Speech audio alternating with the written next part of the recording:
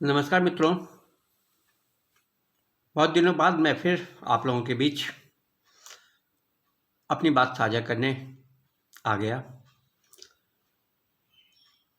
जब मैथिली ठाकुर को social media पर विरोध का सामना करना पड़ रहा है, तब मैं अपनी मन की व्यथा आप लोगों से साझा करने से खुद को रोक नहीं पाया। मैं जो कहने जा रहा हूँ उसका शीर्षक मैंने रखा है, सस्ती लोकप्रियता की पुनरावृत्ति, सानिया से मैथिली तक। मित्रों, आप लोगों को याद होगा कि आज से लगभग 20-25 वर्ष पूर्व सानिया मिर्जा लोकप्रियता के शिखर पर थी। हैदराबाद की सानिया हैदराबाद की गलियों से उठकर अंतर्राष्ट्रीय स्तर पर पहुंच गई। वह हैदराबाद की बेटी नहीं थी, वह भारत की बेटी थी। और उस वक्त सानिया मिर्जा के विरोध में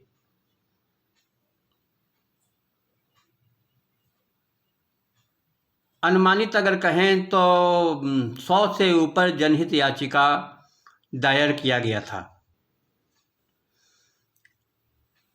उनके स्कर्ट, उनके कार्य करने का तरीका, बोलना, चालना, खेलना, सब चीज पर सबको आरोपों के घेरों में रखा गया। सब पर जिसे जहां जब मन आया उनके ऊपर जनहित याचिका दायर कर दिया।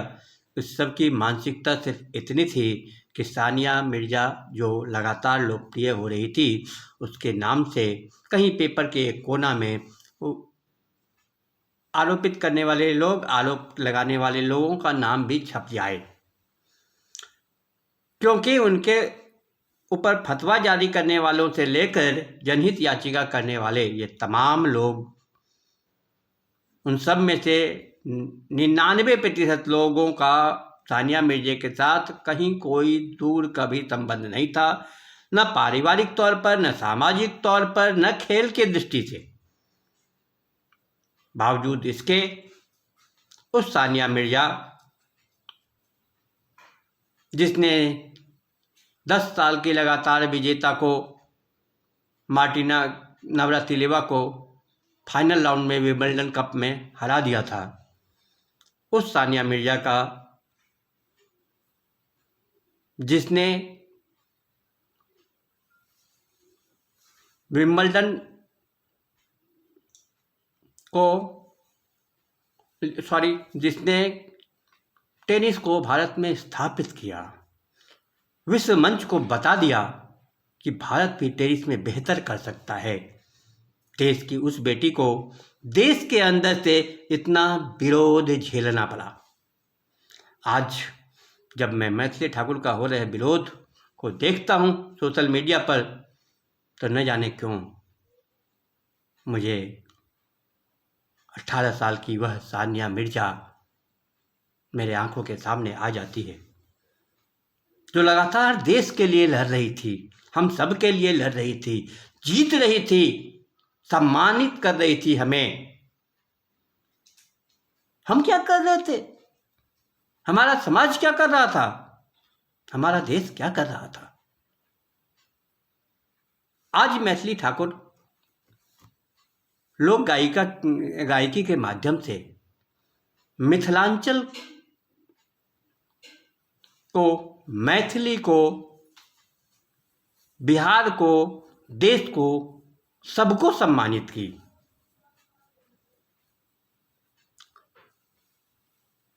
वो राजनीति करे, गाना गाए, फिल्म में जाए, यह सब उसकी अपनी निजी अधिकार क्षेत्र में होना चाहिए। वह किस पेशा को अपनाए, कहाँ कार्य करे, वह उसका निजी निर्णय होना चाहिए, ऐसा मैं मानता हूँ। विचारधारा के स्तर पर विरोध हो सकता है। मुझे भी ऐसा लगता है कि आज की राजनीति की जितनी गंदगी हो चुकी है राजनीति में, उस हिसाब से मैथिली जैसी शालीन, सुसभ्य, सुसंस्कृत बच्ची को राजनीति में नहीं जानी चाहिए। और यह शंका निर्मूल नहीं है। परिणाम सामने है। जिस तरीके से, जिस घटिया स्तर पर उसका विरोध हो रहा है, तो स्वाभाविक है, यह बात मानने योग्य है। लेकिन यह एक विचारधारा है, यह एक विचार है, यह निजी है। मुझे लगता है कि उसे नहीं आना चाहिए। उसके घर में उसके पिता को, उसके माँ को, उसके भाइयों को भी, बहुत लोगों को ऐसा लगता होगा कि नहीं आनी चाहिए। हो सकता है उसकी जिद की वजह से आ गई हो, लेकिन उसका विश्वास, उसका आत्मविश्वास, क्या किसी को राजनीति में सिर्फ इस वजह से नहीं आना चाहिए कि राजनीति में बहुत गंदगी है?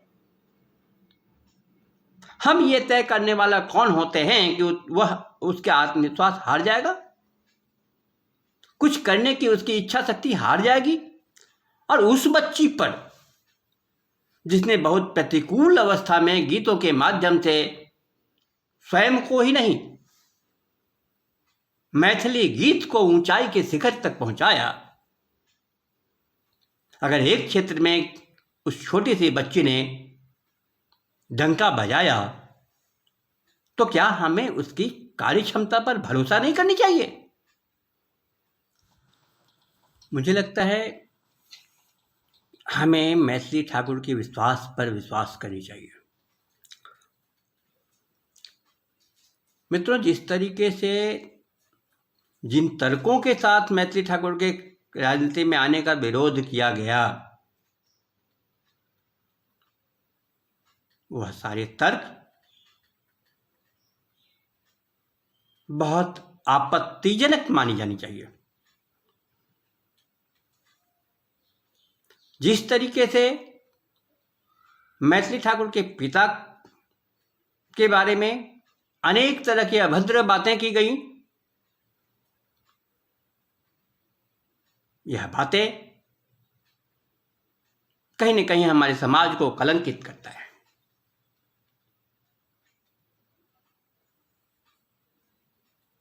मुझे लगता है कि मैथिली ठाकुर वैसी कम गायिकाओं में से है जो बहुत शालीन परिधान के साथ, बहुत ही शालीनता के साथ गाना गाती रही है। अंतर्राष्ट्रीय स्तर पर भी गई, इंग्लैंड भी गई, अन्य कई देशों में गई, वहाँ गाई, लेकिन मैथिली ठाकुर का न परिधान बदला और न उसकी गायकी बदली। उसके गायकी के टोन में भी कहीं भी, कभी भी किसी भी तरह की उच्छृंखलता नहीं दिखी इतने दिनों तक। उस मैथिली ठाकुर को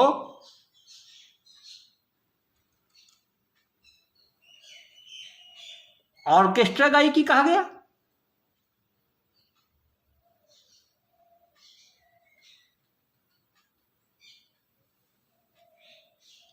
मैथिली ठाकुर के पिता को बेटी के माध्यम से पैसा कमाने का जरिया बताया गया।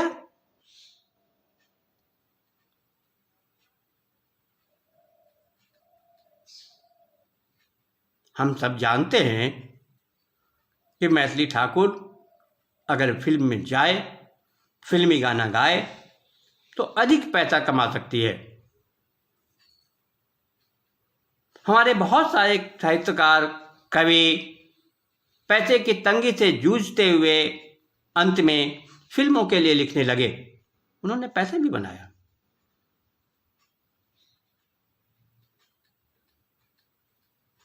मैथिली ठाकुर के पिता ने ऐसा नहीं होने दिया। क्या आधार है? किस आधार पर कोई भी व्यक्ति कुछ भी किसी के बारे में बोल देता है?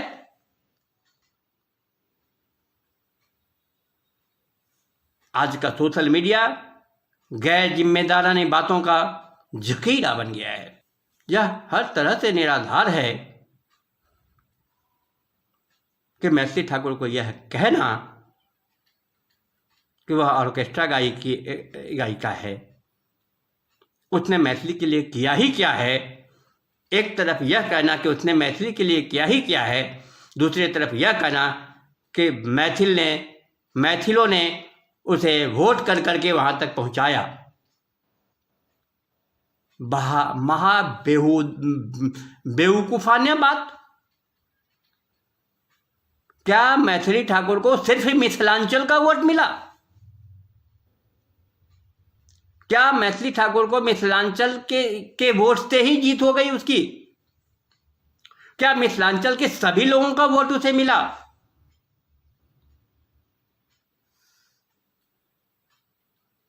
कतई नहीं। मिथिलांचल का भी वोट मिला। दूसरी बात कि मैथिली ठाकुर को वोट कब मिला? जब वह अपनी प्रतिभा से वहां तक पहुंच गई। जब मिथिलांचल के लोगों को यह लगने लगा कि चूंकि मैथिली ठाकुर मिथिलांचल की है और अगर वह इंडियन आइडल में कोई अच्छा रैंक ले लेगी तो इससे मिथिलांचल का भी सम्मान बढ़ेगा, तो मिथिलांचल के लोगों ने मैथिली ठाकुर को बढ़ाने के लिए वोट नहीं किया।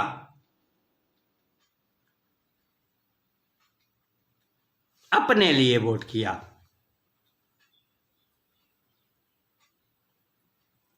ठीक है कि मैथिली ठाकुर ने भी इतना संघर्ष अपनी प्रतिभा के लिए किया, अपने विकास के लिए किया, अपने परिवार के विकास के लिए किया, अपनी तंगी से उबरने के लिए किया, लेकिन क्या सिर्फ इतना ही के लिए किया?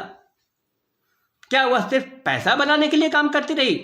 अगर वह सिर्फ पैसा बनाने के लिए काम करती तो फिल्म की ओर जाती। उसके पिता ने एक सिद्धांत बनाया, कुछ सीमाएं निर्धारित की और उस सीमा के अंदर बड़ी ही शालीनता के साथ मैथिली ठाकुर समाज और देश के नाम को अंतर्राष्ट्रीय मंचों पर सम्मानित करती रही। दूसरा तर्क यह दिया जाता रहा कि राजनीति में के लिए वह बच्ची है, एक कलाकार की मौत हो जाएगी।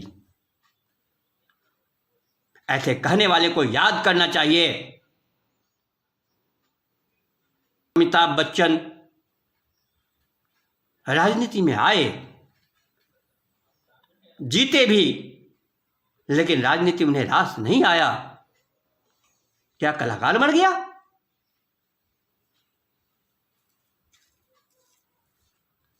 साहित्य के शिखर पर विराजमान कुमार विश्वास राजनीति में आए,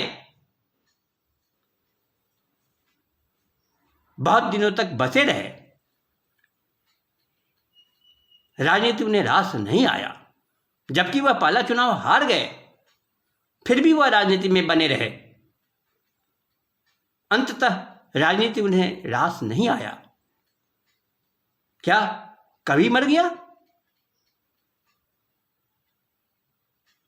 अटल बिहारी वाजपेयी राजनीति में आए, राजनीति के हो गए, कविताएं घट गई, लेकिन क्या कवि मर गया? उदय प्रताप सिंह राजनीति में आए, राजनीति के हो गए, राजनीति अब खत्म भी हो गई, उम्र 85-87 वर्ष हो गया। क्या साहित्यकार उदय प्रताप सिंह खत्म हो गया? क्या साहित्य खत्म हो गया? कतई नहीं।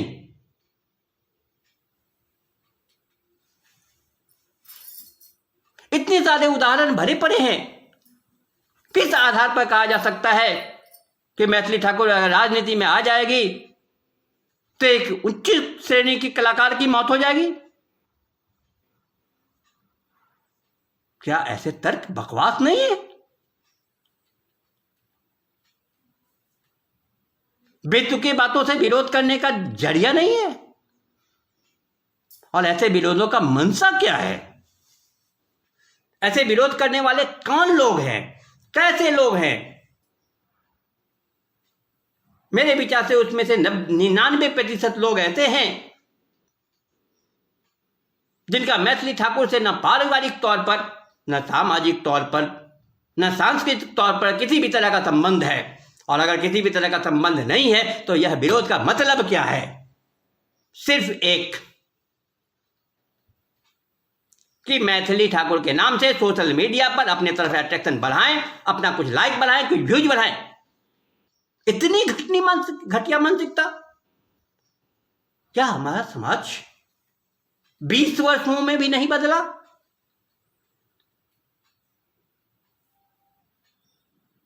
हम चंद्रमा पर पहुंच गए, हमारे वैज्ञानिक चंद्रमा पर डंका बजा दिया, लेकिन हमारा समाज 20 वर्षों में वही घटिया मानसिकता, वही ओछी। क्या मैथिली ठाकुर सिर्फ मिथिलांचल की बेटी है? क्या आज मैथिली ठाकुर सिर्फ रमेश ठाकुर की बेटी है? नहीं, मैथिली ठाकुर जब मिथिलांचल में है तो मिथिलांचल की बेटी है। जब तक वह बिहार के अंदर है तो वो बिहार की बेटी है, मिथिलांचल की बेटी है। जब वह बिहार के दूसरे राज्यों में जाती है तो वह बिहार की बेटी है। जब वह दुनिया के दूसरे देशों में जाती है तो वह भारत की बेटी है। मैथिली ठाकुर पूरे समाज की बेटी है। उसने पूरे समाज को सम्मान दिया है और उसका अपना घर, उसका वह समाज, उसके वह मिथिलांचल समाज क्या दिया उसे? अपमान, तिरस्कार, बेइज्जती।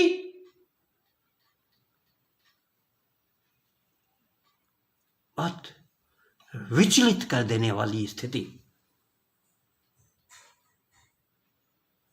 मैं कतई नहीं मान सकता कि यह विरोध सिर्फ राजनीतिक विरोध है। यह उसका स्वतंत्र निर्णय है और हमारे पूरे समाज को उसके ऊपर भरोसा करनी चाहिए। बहुत लोग राजनीति को स्वच्छ करने की कोशिश किए, नहीं कर पाए। हमारे स्वतंत्रता सेनानी देश को आजाद करने के लिए लड़ाई किए, बहुत सारे। तो क्या उन स्वतंत्रता सेनानियों पर हमारे समाज को, तत्कालीन समाज को भरोसा नहीं करना चाहिए था?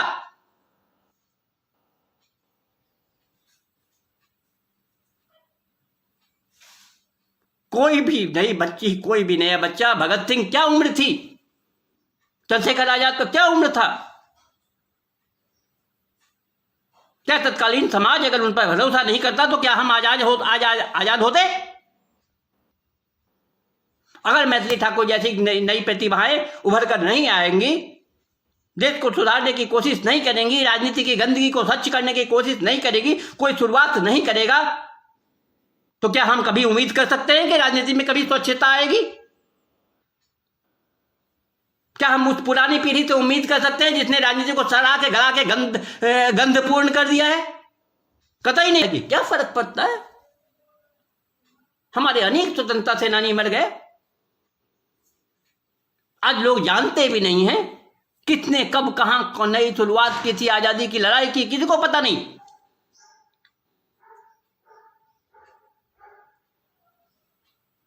लेकिन 200 सालों में विरोध की नीति बढ़ी, विरोध करने वाले बढ़े, आंदोलन आखिरी मुकाम पर पहुंचा, हमारा देश आजाद हुआ।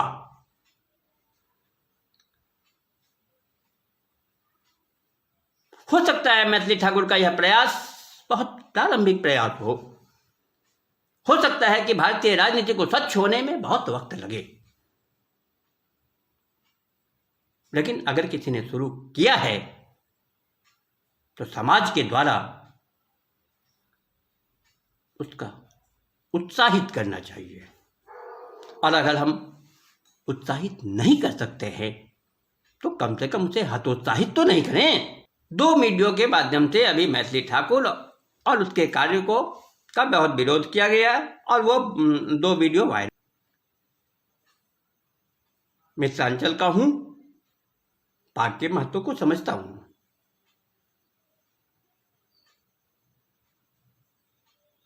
यूपी की जो विधायिका पाग का अपमान कर बैठी, वह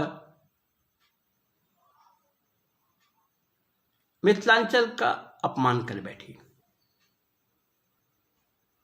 अक्सर यह कहा जाता है कि हत्या के इरादे से अटैक किया गया, यानी इरादा, नीयत बहुत महत्वपूर्ण है।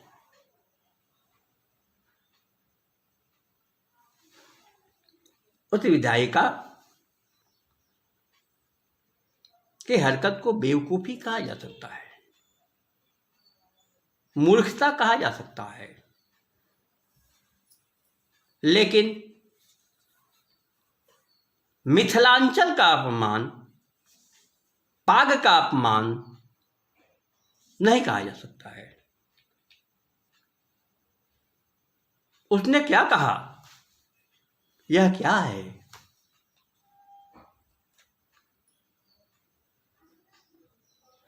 असल सम्मान ये नहीं है। मिथिलांचल का असल सम्मान वो है। मैथिली ठाकुर बहुत बड़ी गलती कर गई। जिस पाग से हम प्रधानमंत्री का भी सम्मान बढ़ाते हैं, प्रधानमंत्री उस पाग से बड़ा नहीं होगा। मैथिली ठाकुर उस पाग से बड़ी नहीं होगी, क्योंकि पाग सम्मान का प्रतीक है, मुकुट का प्रतीक है, सिरोधार्य करने वाली चीज है।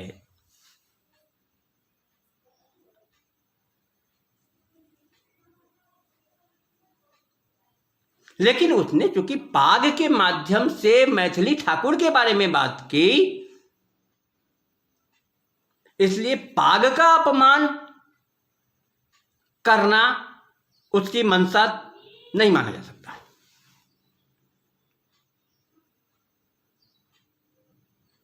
उसकी यह मूर्खता, बेवकूफी कही जा सकती, बचपना कहा जा सकता है। मिथिलांचल का हृदय इतना बड़ा है कि बच्चों की गलती को हम दूध भात कह के माफ कर देते हैं। माफ किया जा सकता था, इग्नोर किया जा सकता था, उसे नासमझी कही जा सकती थी, लेकिन ऐसा नहीं हुआ, क्योंकि उसे बड़े स्तर पर उठाने और उसके माध्यम से इसे मिथिलांचल का विरोध, मिथिलांचल का अपमान समझ लेने की मंशा भी उस विधायिका से विरोध नहीं था, उस घटना से विरोध नहीं था, उस माध्यम से मैथिली ठाकुर की इच्छा शक्ति, मैथिली ठाकुर की कार्य का विरोध करना था। यह सही नहीं है। अगर वास्तव में हमें यह अपमान लगा तो विरोध सिर्फ उस विधायिका की होनी चाहिए थी।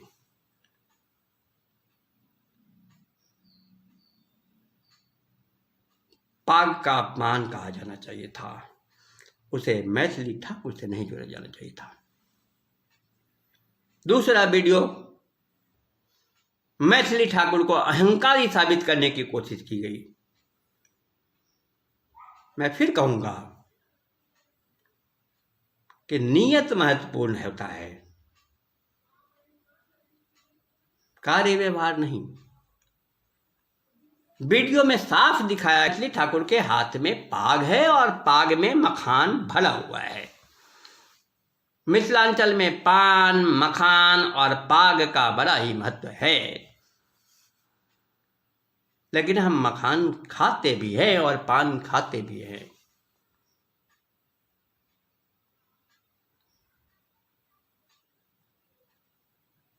अब यह सोचने वाली बात है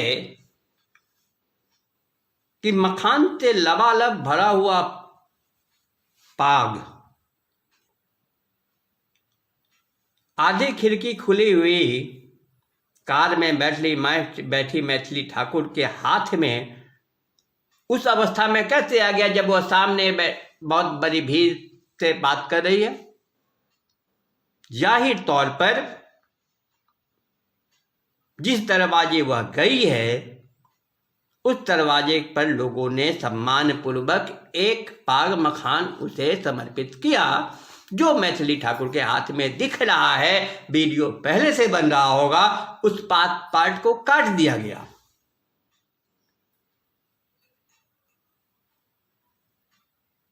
और यह दिखाने की कोशिश की गई, यह कहने की कोशिश की गई कि मैथिली ठाकुर पाग का अपमान कर रही है, पाग में मखाना लेकर खा रही है।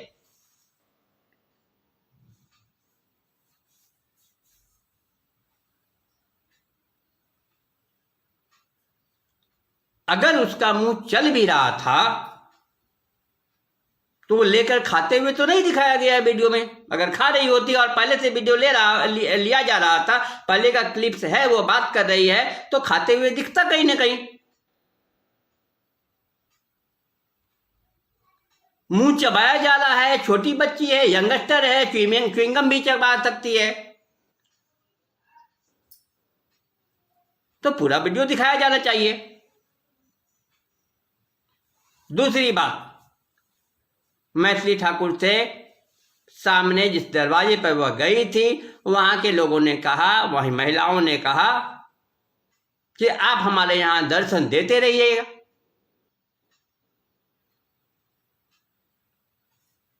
मैथिली में कहा कि आवे तो रहो, वहां दर्शन देते रहो।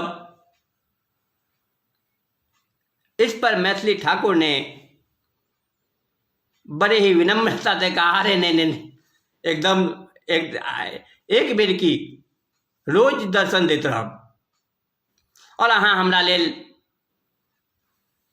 तरुआ छान कर रखने रहो। उसकी शालीनता, भाषा की विनम्रता, आंख का इशारा, आंख की नम्रता, यह तमाम चीज चिल्ला चिल्ला कर कह रही थी कि उसके शरीर में उस वक्त कहीं से भी किसी भी तरह का कोई घमंड नहीं था। शब्द चयन वही हो गया जो सामने वाले ने कहा, वही शब्द चयन दुहरा गया। इसमें घमंड कहां से आ गया? जिसे पत्रकारों द्वारा यह बताने की कोशिश की गई कि इतना घमंड, 85 साल के बूढ़े भी अगर चुनाव लड़ते हैं तो हम दर्शन देने आते हैं नहीं कहते हैं, दर्शन देने आएंगे नहीं कहेंगे। कहां से घमंड है भाई? तो इस तरह का घटियापन पत्रकारों के द्वारा भी किया जाएगा,